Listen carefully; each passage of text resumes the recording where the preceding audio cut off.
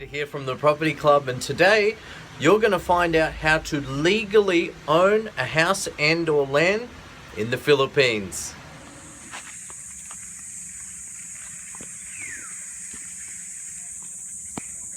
And look, I'm here enjoying myself and the pool behind me. I've checked into a hotel and really relaxing today. I've been for a swim and really enjoying myself. So guys, what I want to talk about today is how to legally own a house and land or land in the Philippines. So how do you do it? I'm getting a few questions at the moment. I had another vlog and I had someone commenting and he's saying, just bear with me a minute. He's saying, "Dear Peter, no, you're not explaining how to buy land. You're talking about leasing and nobody has learned anything about the actual process going on." Okay, valid comment. I understand what you're saying. So let me explain the process and let me explain the options, the three options you have to buy a house and land in the Philippines. So in this video, I will explain 100% how to buy house and or land in the Philippines. So here we go. So option number one. So option number one, because you are a foreigner cannot own freehold land in his/her own name unless they have a relative that's a Filipino and they have to get Filipino citizenship. So without that, and the process to get citizenship is very, very complex indeed. I've tried myself and it's really not worth taking advantage of it because you usually have to drop your passport to do so. But anyway, number one, what we're talking about is setting up a company. Now, if you go to maybe an accountant or some kind of lawyer, they'll be able to assist you in setting up your very own Filipino local company. So with a Filipino company, you are legally allowed to own and purchase land. One problem though, a local Filipino company can only have a maximum of 40%, that's right, 40% foreign ownership. So how do you get around that? How is it that foreigners are able to set up these companies, these local Filipino companies, circumvent the law, and then ultimately purchase property with that company? Well, what happens is these lawyers devise these tricky arrangements whereby they have these like directors, maybe fake directors. You need 5 of which to set up a local Filipino company. Those fake directors as such, they'll just pick a name out of a hat or whatever they do, or they'll have people that sign on their behalf, right, will come on the company, but they will own 60% of the company. As a foreigner, you will only own 40% of the company. So the problem is, this lawyer has got you. I mean, this lawyer is going to be charging you money forever. He's going to charge you ongoing fees, all sorts of things. The other problem is, well, you don't own it. You own 40% of it. So what happens if there's some voting rights or a shareholders disagreement? What happens if this person realizes, okay, I can take advantage of you, I can take this company, I can take your property? Because ultimately, those investing the 60% investing are really investing nothing. They're just, dummy directors as such to actually hold the company for you to have the ability to purchase house and land. So this strategy, I argue with people all the time. I really don't think it's a very good strategy whatsoever. And ultimately, I would say there's other options out there, which I'm going to explain in due course towards the end of this video, that probably are much better options than, electing, one of these companies. Okay, option number 2. And I hear this all the time, unfortunately. Oh, so sad. But I could be down the pub and a bloke tells me, hey, I married this woman. She seemed to be the most lovely woman on the planet. But oh no, we bought a house together. I couldn't own the house, so I put it in her name. We got married and this is my wife. But now she's saying she wants me out of the house and I've got to go. So get this, right? I know a situation whereby, right, people have gone and they've used their girlfriend, a local friend, or wife, to purchase property in the Philippines. So this is the second option, using a third party like your wife or something to purchase property. Fact is, you do not own the property in your name. You just don't own it. So the fact is, if she or he or whoever you use to buy this property, you use their name to buy it, okay, later says it's against the law. There's actually a law that states in the Philippines you cannot own land. So you are cheating the legal system. You are technically circumventing the law. So she can take you to court.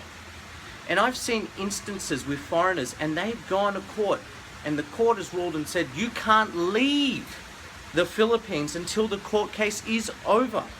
So yes, I've known of instances whereby, certain individuals, they've been stuck in the country for a matter of years, because these legal cases, they cost a small fortune. They go on forever and ever and ever. And, you're technically, committing a crime as such by investing in purchasing house and land in someone else's name, believe it or not. So yeah, again, I don't recommend this strategy. Number two, using your wife unless you completely and utterly adore her and you trust her with, your life, then just don't do it. Don't. So you're probably getting frustrated at this stage in the video saying, Pete, I'm watching this video. I'm watching this video because I want to know, how are these foreigners doing it? How are they making their squillions? How are they making their millions? How did he buy the bar? How did he do it, Pete? How did he buy that beachfront house? And for a long time, this, bloody made me crazy. Because I had a dream. I wanted to buy that beachfront property. I wanted to buy it. That was my dream, to move to Asia, maybe the Philippines or Thailand, and buy that beachfront property. Okay? But when I looked into it and I realized option one, buying with a company, didn't work, and option two, well, it's just not for me, I realized it's not the go. So coming back to it, there is one way, this is the third option, right, which is to purchase leasehold title. Now our friend Survey Gaia, he commented, he said, you're talking about rental. Let me clarify, okay? I am not talking about a rental, okay? In the Philippines, there are two types of title that we're talking about that you can own, okay? One is freehold title. Only Filipinos can own that, right? Number two is a leasehold title. It's a form of title ownership which Filipinos and foreigners can legally own in their own name. Usually, leasehold titles are issued by local governments. Two examples. One example is Subic. Okay, another example is Clark and or Angeles City. So near Clark, near Angeles City, you've got Clark. Okay, so these are leasehold title. So what's the difference? What's the difference between a leasehold and a rental? Well, let me tell you. I love Subic. Now in Subic, I fell in love with this place because, the law is fair for foreigners and local Filipinos. So the law exists for both locals and Filipinos. It's fair because in Subic, right, in the Freeport zone, you can only get leasehold title. Not even a local Filipino can have a leasehold title. Now, these leasehold titles last for a maximum of 50 years. Now you might say, oh, Peter, you don't own it. You do own it. Okay, let me explain. This is the secret. It lasts for 50 years. But when you reach 25 years, you're allowed to renew for a further 25 years. So 50 can become 20, an extra 25, making it 75. If you wanted to extend to 100 years, if you live that long, then you can extend to 100 years for a very small and or nominal fee, depending on, the property size and the property land, okay? And that's all stipulated with the government. For example, Subic, right, the ruling government, the local government is something called SBMA. You're welcome to have a look at that, and you're also welcome to have a look at some of the villages where there is leasehold land. Two very good examples in Subic, which I love, are Kalayaan Homes. Another example is Subic Homes, which is located in Binigtican, Subic Freeport Zone. Now I actually have videos on this. Feel free to go to my channel and have a look. So yeah, like guys, have a look at that, and look, if you have any more questions, feel free to comment below. But yeah, I hope that's cleared it up for you. And look, just to give you one example before I do go, right, the house I bought on a leasehold title, okay, so I got a 40+ year leasehold title, okay, on average cost me roughly around about $220 a month. That's right, $220 a month. Now the same house, very similar house, which is called a duplex villa. Now I found some of these houses and people were asking as much as $1,200 to $1,400 for a rental for 1 or 2 years. I don't want a rental for 1 or 2 years. I want 40 to 50 years.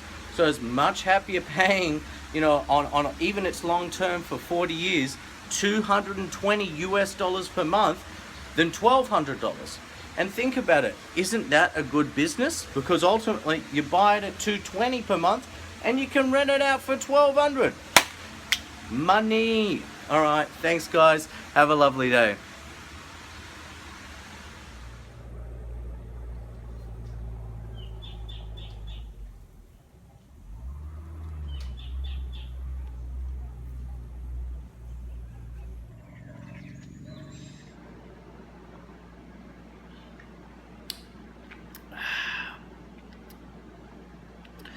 And you can see it's about almost as big as my head. Having this before dinner, being a bit cheeky and enjoying myself here in the Philippines. So cheers again, gents. Have a good one.